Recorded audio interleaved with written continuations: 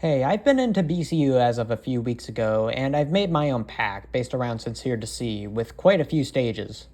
I'll be judging my own work and ranking all of the boss stages from worst to best.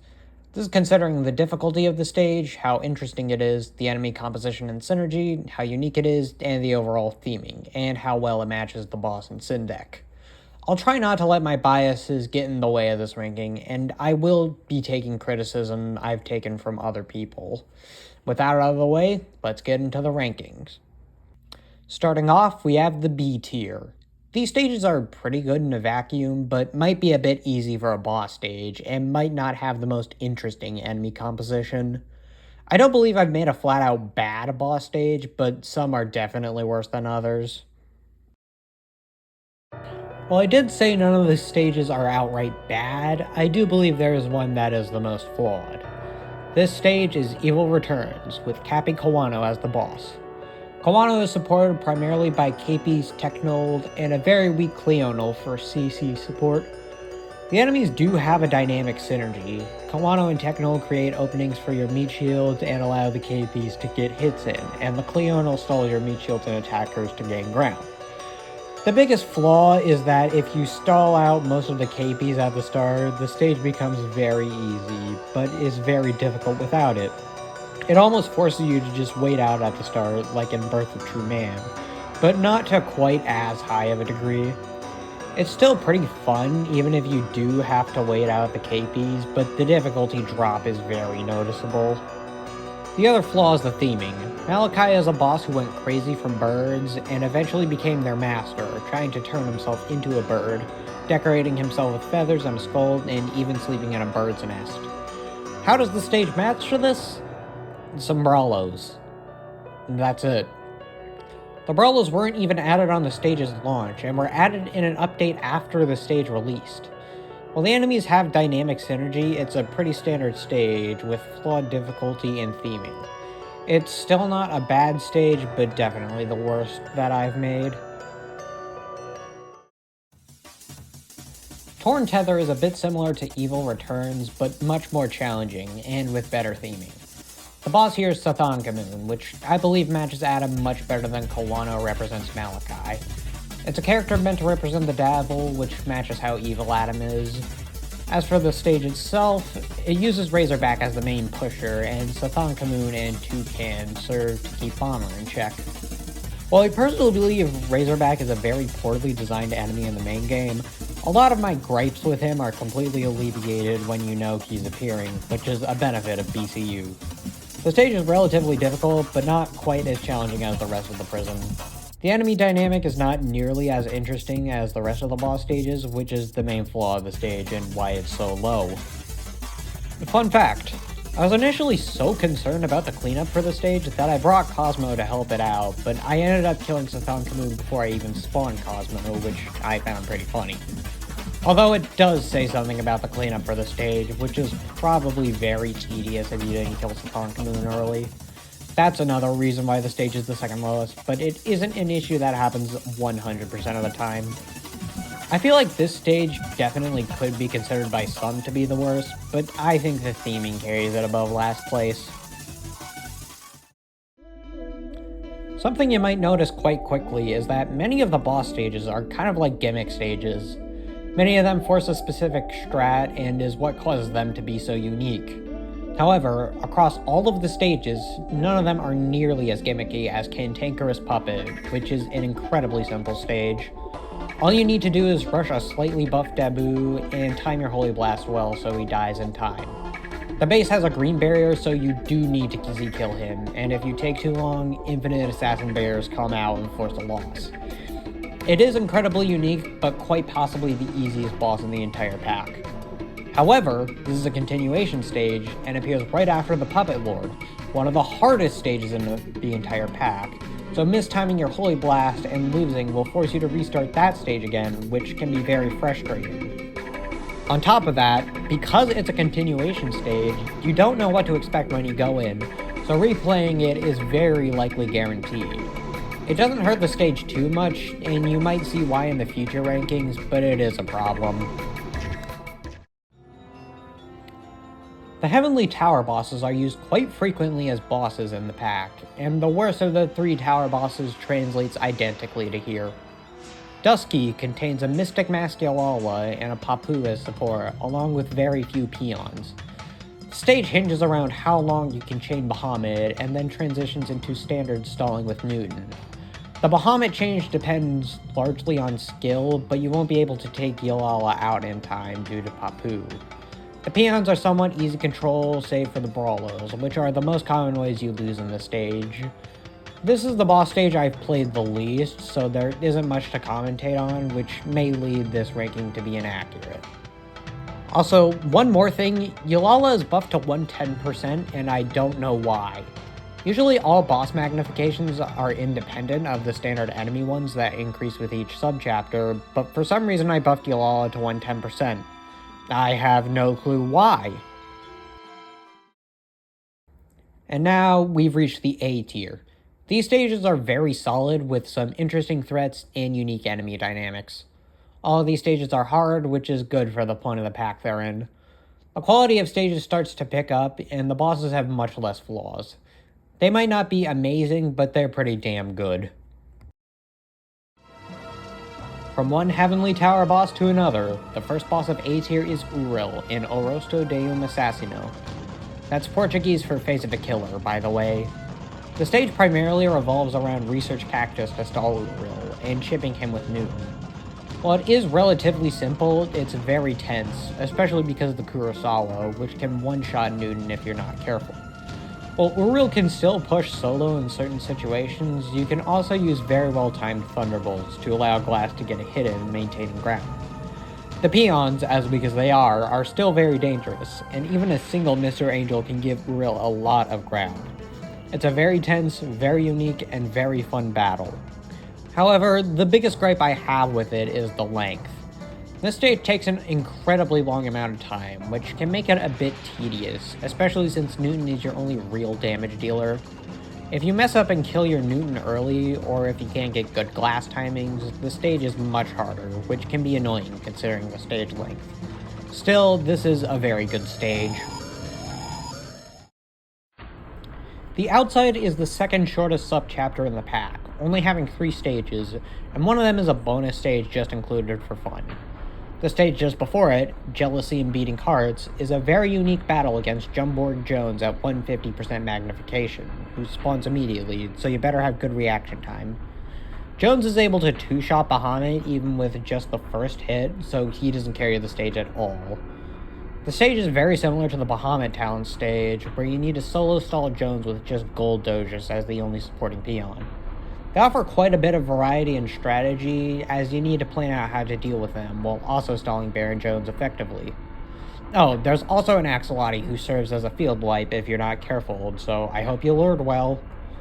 The stage is relatively bare bones, which is why it's so low in comparison to the rest of A tier, but it is a fun challenge, even if it is somewhat easy for the point it plays.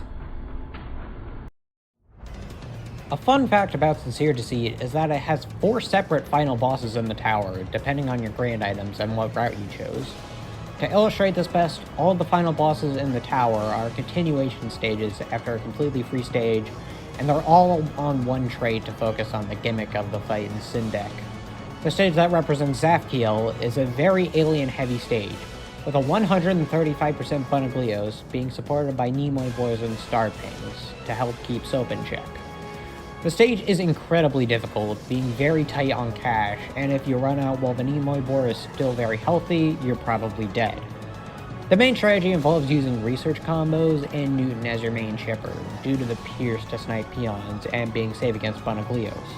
A few people have criticized the Scissor X at the start, however, I found it to be necessary, as if he isn't there, you'll trigger the base early and cause you to lose cash very easily, especially since you can use Rich Cat. The only real flaw of the stage is that it's kinda just spamming meat shields, and if you run out of cash without Newton being alive, you can't really do all that much. Although, I like how the boar respawns right as the second drop happens, that's a detail I enjoy. Overall, Zefkiel is a very good stage, but isn't the most interactive. The very first boss in the game, and the one that gave the first playtester quite a bit of dread, is also a very good introduction to the synergies that you can see in this pack. Avatar Beats features a stand-up being walled off by a Johnny Leon and a Dabu to pin your units in the toxic areas that stand-up has. The main pushers are waves of Star Pangs and Lutrinays. There's also Mistress Celeboodles for cash, but you have to be careful, as their very low health makes it more difficult for Can-Can to hit them. Johnny Leon serves to split the two phases of the fight, where you try to rush him down while losing as little ground as possible. Then, once you do kill him, you can damage and push back stand-up to gain some more ground. The stage isn't actually as hard as it may seem at first, as it's a stage where you can consistently rush the enemies. The main thing I dislike about it is how long the cleanup is, as stand-up's very high health pool and the relatively limited enemies make the cleanup take a very long time, but it's mostly alleviated by BCU's speed-ups. While the first playtester finds the weak Dabu a very strange addition, part of me thinks they just have a grudge against split mags, as I can't think of any other slow debuffer that accomplishes the same role as him. Moving back to the final bosses, Abram is the greatest accomplishment in BCU history, purely because it's a pure red stage that doesn't instantly lose to Courier. All jokes aside, this is an incredibly difficult stage with a 25,000% Baron Seal as the boss, and several unique waves of enemies to change up your strategy. The Reynards in the back force you to lure if you want to use Newton, which is very risky as the stage is so short. There's a Berserkery midway through that basically forces you to only use Row as your main staller. The Berserkery alone gives the enemies a lot of ground, and it makes the stage much more dynamic than the predecessors. There's also red energy to keep Row in check, especially considering the boost levels you have at this part of the game, and in Ahirjo at the start, for the same reason as Scissorix, as in Zafkiel. But unlike Zafkiel, it's easy to slip up and spawn the boss when Ahirjo is still alive, so you definitely have to be careful. Abram is a very satisfying stage to pull off a winning run on, and the only real flaw of it is that the enemies are kinda spammed. It feels like the stage is trying too hard to push, but it does make it more climactic as a final boss. Still, Abram is a great stage. And now we're in S tier. All 4 of these stages are amazingly designed, very difficult, and have very little flaws. These are some of my favorite stages in the pack. They fit the boss amazingly, are very unique, and are incredibly difficult and stressful, but also very fun. Another fun fact about Deceit is that the soundtrack's original uploader actually did not upload the complete soundtrack. The OST stops right at the end of the Industry District, and I was upset by that, so I uploaded the remaining songs myself, starting with Lands Beyond the Everfree. This is primarily a behemoth-focused stage, but it has all 3 subtraits of enemies, with Dogenstein as the main peon and Mega Baba to keep Eggpod in check.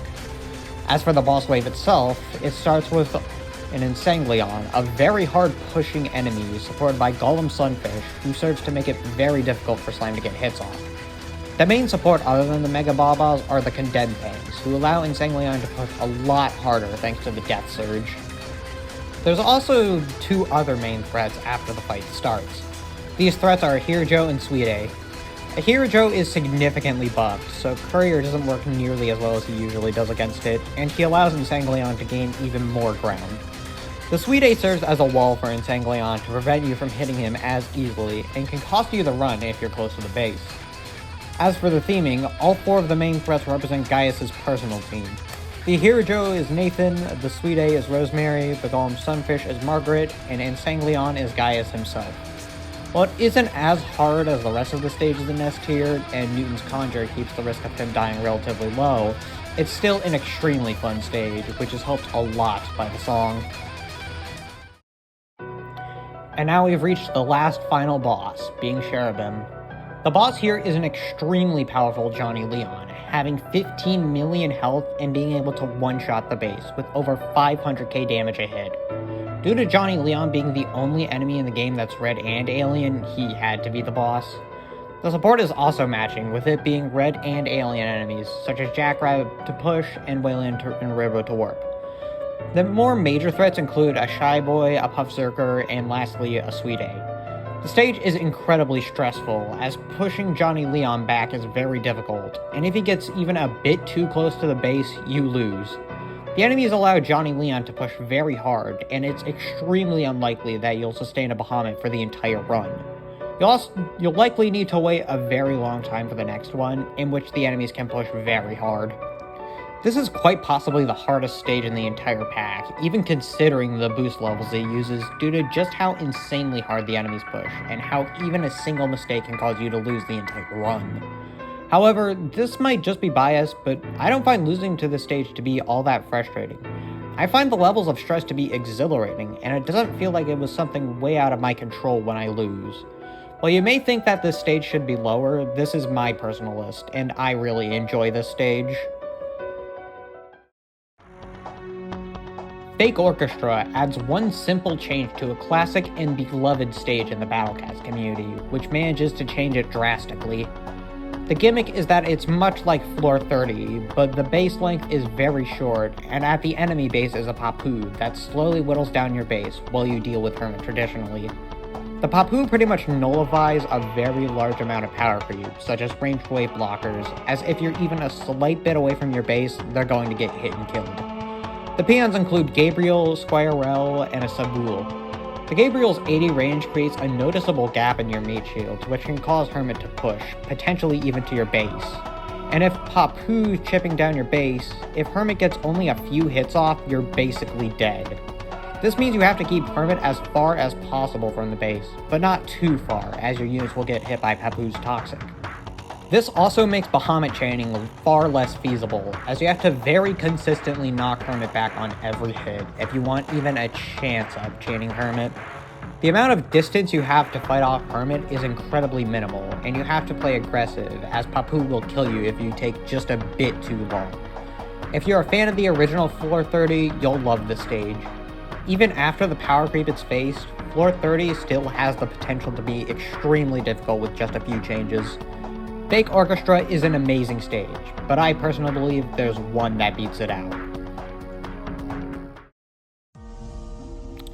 In a way, I find it a bit funny how much this unit and its variants have appeared on the list, both in high and low rankings. Despite all of these, Dabu's appearance in the Puppet Lord is easily his best appearance. The stage starts off with 3 moves for money before an incredibly strong Dabu appears as the boss. He has 300% health and 240% damage, making him extremely dangerous. The peons consist of Sir Rels and Ultra Babas. Ultra Baba may seem forced, but Liberty is already an amazing attacker for this stage, and it feels much less like a wasted slot. Dabu's Omni lets him hit the base very easily if you don't have things under control, so if you're unable to take care of a Sorrel efficiently, then you're likely going to get your base hit. And if you don't have Holy Blast charge, you'll likely lose the run. To make the stage even harder, a Cadaver Bear spawns late into the battle, forcing you to conserve Holy Blast near when it spawns, and save it for when he appears. If you don't do this, you almost certainly are going to die.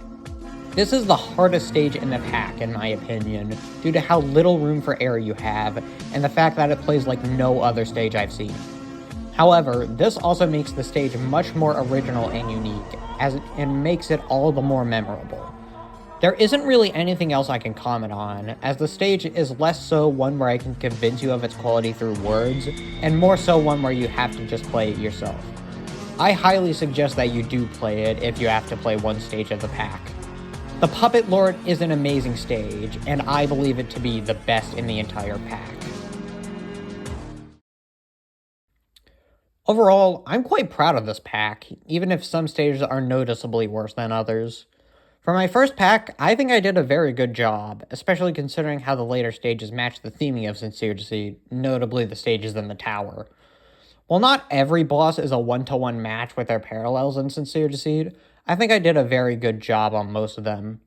Oh, and by the way, I'm currently working on a boss rush for all of these bosses, where you fight them all in a rematch stage, along with a few new bosses. I might re-rank the stages for how they are in the boss rush, or even rank every single stage once it's fully complete, but until then, I bid you farewell, until we meet again.